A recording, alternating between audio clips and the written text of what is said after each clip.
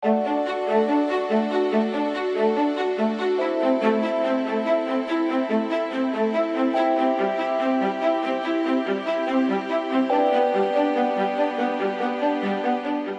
think the main thing Cites Alliance has engaged me with was to focus on urbanisation in Africa and South Asia when no one was talking about it, and to bring all the parties together that had to not just do projects but face up to the scale and the enormity of the challenge and the opportunity for economic development. And I think more people understand the issue. There's a lot to do, but Cites Alliance has done a good job there. For me, the best thing that I've done with Cites Alliance is when we shifted from lots of wrangling bureaucratic meetings to going to countries and going and meeting with urban populations and slum dwellers. And in Uganda, that was a wonderful visit when we had the country programme there, and just seeing all these energetic, powerful people who knew what needed to be done, and it was just so inspiring, and for me, it was brilliant. My expectation for Cites Alliance in Europe is that to build on the basics, facing up to the problem, working with the slum dwellers, and be much, much more ambitious about what we can achieve. Keep the partnerships together, we need to get to the private sector more, and just have a much, much bigger ambition. Cites Alliance has the unique space that is available for international, national, and local actors to explore new ways to produce inclusive cities that work for all. I have two very interesting milestones that were very significant for me and for the Slum Dwellers International. The first was to be invited to become a member of the group that participates in Cites Alliance, and it represented the acknowledgement of Cites Alliance to consider the critical actors that make cities work. The second most challenging and exciting possibility that Cites Alliance did, which was very important for us, was the Land, Services and Citizenship Program, where in countries like Uganda, we have contributed to creating a new citywide methodology by which slum dwellers and city managers can work together to produce the roadmap of inclusive investment for infrastructure. For Slum Dwellers International, the specific location of where Cites Alliance is located does not matter. However, what does matter is Cites Alliance's ability to respond with quick turnarounds for activities, strategies, and projects that it takes up. And we hope that this move facilitates that. Hello. France values Cites Alliance very much, since it is the only pluriactors platform dedicated to urban development issues. Its strength and value added lies in its capacity to facilitate exchanges of experiences between various stakeholders, and at the same time to set the international agenda while implementing concrete projects on the ground. France has therefore higher expectations from Cites Alliance now that it moves to Europe. We definitely expect higher linkages with the EU institutions, a renewed governance that fosters a multi-partnership nature of Cites Alliance, and an even stronger involvement of Cites Alliance in the run-up to the 2015 and 2016 international agenda. The Cites Alliance has gained the reputation as a highly competent international and global player in the field of urban development. It's not the least thanks to the generous and very engaged hosting in these last almost 15 years by the World Bank. We combine several expectations with that move. Very ambitious expectations, starting with an enhanced membership base, which should not only serve to improve the financial situation of the Cites Alliance, but even more, have more stakeholders, more actors really involved in the definitions and in the concrete actions be it actors from governments, from civil society, international organizations, from private sector, from science, whatever. We are in the process of defining a new urban agenda, happening in the Habitat 3 process and hopefully culminating in 2016 with the Habitat 3 conference. The Cites Alliance should be a part of the new urban agenda and of something that I would, to stay in the picture, call the new urban architecture, or better said, the new architecture of international urban development. So I hope that the Cites Alliance will continue this dual role, on one side being an agenda setter, on the other side an implementer. Cites Alliance have supported our work for the development of city development strategies and slum upgrading engagements and initiatives in Egypt, in Tunisia, in Yemen, and in Brazil. The team, the secretariats, were very operationally inclined to support our work with the clients, were very understanding of the realities on the ground.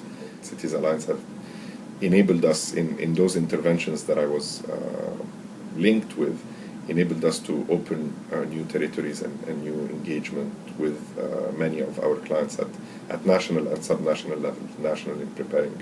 On a personal level, I think the juncture that was most important was when Cites Alliance provided us support to help the Brazilian government with technical assistance to put in place a national regulatory framework for involuntary resettlement. Cites Alliance is for me the perfect complement of what the municipal international movement has been trying to do over the past 100 years since its existence. It has helped the international movement of local authorities to bring to the international community, and in particular national governments that were working on development cooperation, to realize the important and crucial role that local and regional governments could play in the development. But when developing countries joined in and they started to come to the meetings, they started to become members directly, that was a great shift, I would say, in the work of Cites Alliance. And secondly, as someone that works for local and regional authorities, was the moment where this big project was started in the Philippines, and local government associations in the Philippines, like the League of Cities, were directly involved in the project. That was also a drastic change, and the acknowledgement that local government associations had an important role to play in our agenda. And then thirdly, and that was not such a long time ago, just a few years ago, when United Cities and Local Governments, the organization that I work for, was acknowledged as the permanent chair of the Executive Committee of Cites Alliance. If Cites Alliance didn't exist, we would need to invent it. We have made great achievements. And among those is the recognition for the urban issues broadly, internationally, and further investment on development programs directed to urban areas and local authorities. There are, however, things that we would need to tackle in the future in this new phase for Cites Alliance coming to Europe. That I would hope to see, and among those is changing the way that we do some of the things. For instance, financing. How do we finance infrastructure? Greater finance for local authorities, but also changing the way that local authorities are financed. And hopefully the European vision on this and the European experience will help in this new phase. But also service provision and acknowledging the greater role that local service provision and direct work with communities, attending communities' needs, will need to play in the post-2015 and Habitat 3 agenda.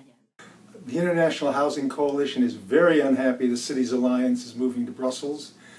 We've developed a wonderful working relationship with the Cites Alliance to make decision makers in the United States more aware of the challenges and opportunities of urban growth and urbanization, the help of the Cities Alliance has been invaluable. I'd like to extend special kudos to Billy Cobbett, who's been a wonderful advisor on developmental issues, very supportive of the interests and objectives of the International Housing Coalition, and always available to help us. The one thing I hope is that when the Cities Alliance moves to Brussels, that Billy will give it a very big travel budget, so we'll see them again in the United States very soon. Cities Alliance convenes for policy dialogue and also for discussion of new innovative development solutions. Representatives of all relevant global, national and local institutions meet. So Cities Alliance certainly has the potential to become the international urban development laboratory. The biggest Cities Alliance moment for me in the past was probably the EXCO meeting in Barcelona in 2008. Norway's criticism of Cities Alliance in that meeting was very critical, it was blunt and it was direct. The intention was, of course, to spark action. And I think we succeeded due to the very positive cooperation with the manager Billy, with Claire Short and with Subida.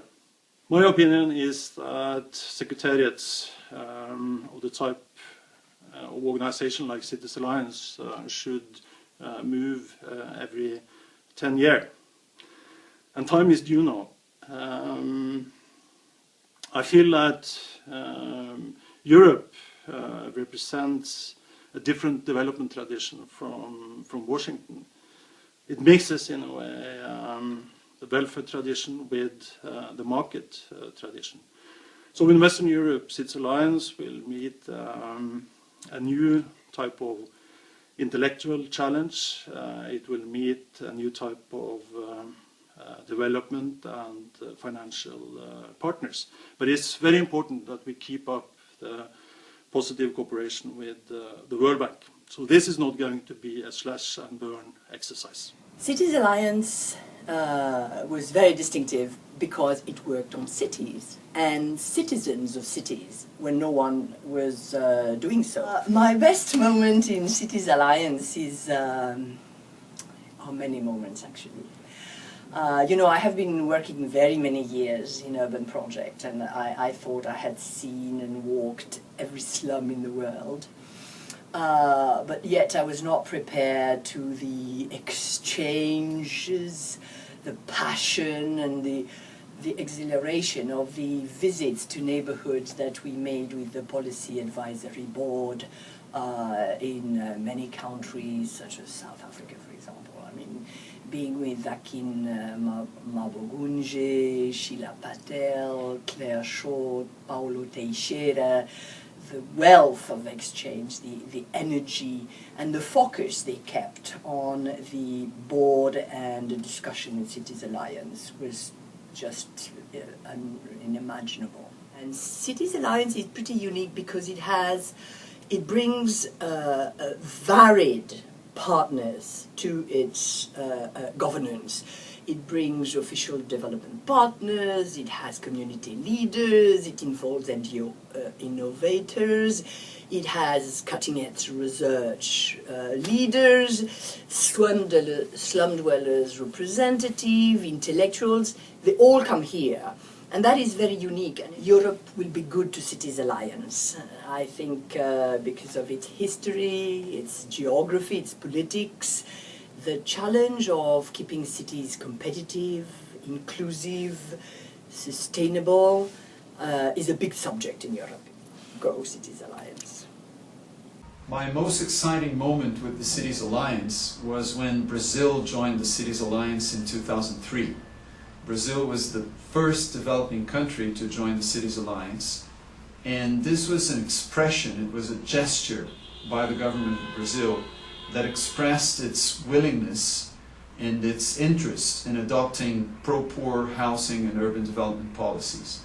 And that was a big moment because it ushered in a generation of reforms that transformed access to housing and urban services for Brazil's poor and completely transformed Brazil's housing and urban development sector, and opening the way to the participation of key partners such as the World Bank with major financing through a development policy loan which supported the program of reforms that transformed Brazil's housing and urban development in the ensuing decade.